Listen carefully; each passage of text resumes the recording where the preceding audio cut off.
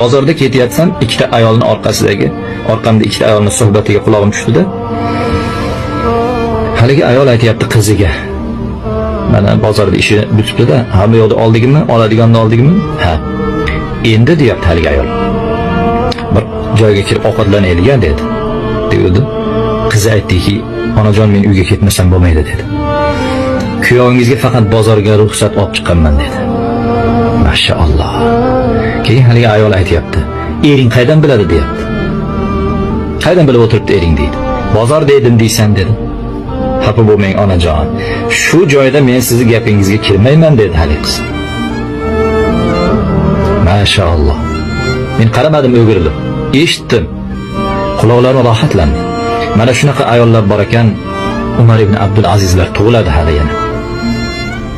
Erini rozi qilish yo'lida, eri ko'rmasa ham uni rozi qilish yo'lida mana shunday itoatda turgan, qalbi toza, qalbi salim bo'lgan, ishi bilan, tili bilan, dili bir bo'lgan taqvodor ayollarimiz bor ekan, hali ko'p yaxshiliklardan umid bor.